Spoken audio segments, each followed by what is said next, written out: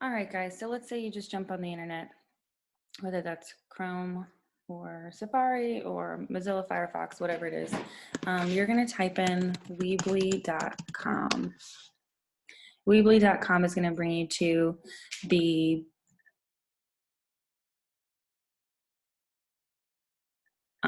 site where we host a lot of our sites. So you'll see a lot of sites here that are hosted with us. You're going to click on Lakeside Christian Academy right here. Once Lakeside's page is open, you can see some really cool insights that we're getting lots of visitors a week. That's exciting. But then just quickly, you can just drag your clicker over here to edit site. Once you click the edit site button, I'll show you how to get directly to your page so that you can edit your classroom page very easily and simply. So you're in the back part. It's as easy as clicking and typing on a Word document, but you're going to click Pages so that you can go all the way down to your class's page. So whatever class you are, it's labeled by class name. So here's the sample class page I was working on. So I'm going to click that. In this sample class page, you can see that it's hidden in the navigation. That means it's hidden up here. So, strangers just browsing our site are not going to be able to see your class page. The only way someone will be able to see your class page is if they go to the exact URL and type in and type in your last name. There's no button on the site to get them there. It's a private link that they have to know the link to get there. All right, so say we're on your site. This is the sample class page. You can see that I can edit things, differently.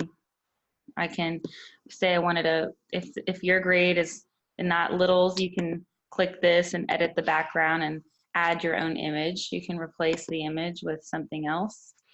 You can upload a picture from your computer and use pictures of your own class to do so. Or you can leave it whatever you want. So this is where you would put your headshot. Go back to this build button. Build and pages are really the only two things you're ever going to need to touch. You're going to go to build. And this is where I would click and drag some of the elements that I want to use. I've already done that for you. I've already set up a couple of things. This is an image. So I would literally, I clicked image and I drug it in. And that's when I uploaded my headshot, just like you can do. And it will pop up right there. To get rid of something, I just hit that red X. I clicked and dragged some text right here that you can see where I did that, just a smaller standard text. And then for like these larger titles, I grabbed the title slide. You can see where the blue line is coming, and that's where it's going to place it. So you're going to kind of drag around until you see exactly where you want it to go. This blue line that's taking over the whole top shows me that it's going to take over that whole area. You see where the blue line is.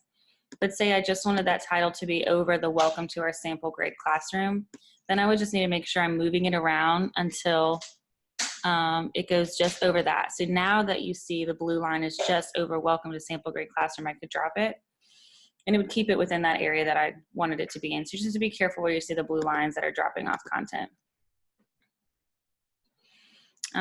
So these are some layouts. Everything's movable, just everything's by a click and drag. So these are some suggested layouts for you guys that you can put just simple objectives for this week and next week so that parents are aware of what's going on. If you wanted to keep your verse of the week, maybe click and drag some text under it, and then you can enter in your verse of the week just by typing.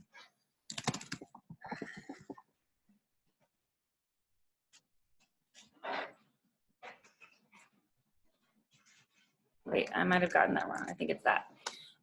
So you can do, a couple of different things just so people know what's going on.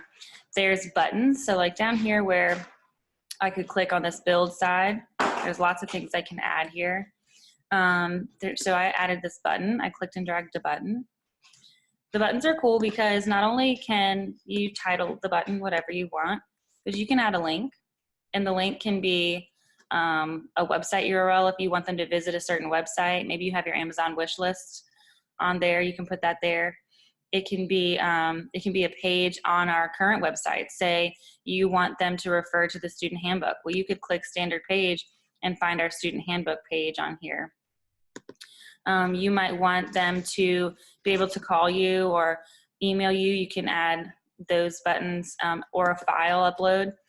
I uploaded on this one, I saved a worksheet and I uploaded a Word document as a worksheet so that they could literally click that button and a math worksheet's going to pop up.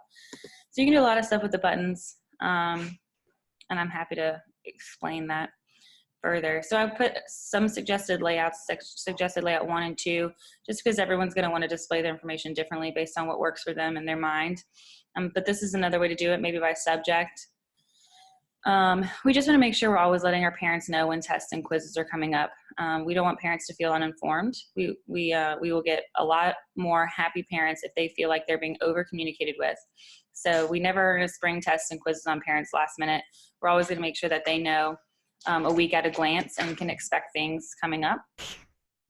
This is just an image. So if you had like a document that you wanted to, show people, you can just upload it as an image, and that's kind of cool. So these are just other things that you can use, other tools. They're all here in the build side. So it's really just kind of fun to experiment. This colorful box in green, it was just a colorful box, content color box. And then once the box is there, you would go back up to what you want to drag. It says drag elements here. You'd want to go back up and drag whatever elements inside of it. That way you can edit them. So if I was going to edit this color box and I see that that's too dark and I can't really see, then I can go here and edit the color of my text. I can do a lot of things with my text just right here. So that's something. Your box itself can be edited. You can see the color. As soon as you click something, it's going to pop up with options for that element. So the content color box options are right here. You can change the transparency. It's not even blue anymore. And you can change the color. So those are some options you can do with color boxes. I added a button like I showed you earlier. You can add some slideshows, which are right here. They're really simple.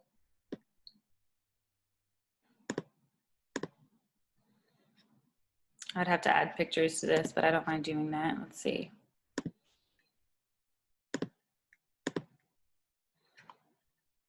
I don't know what these pictures are, but y'all are about to see them.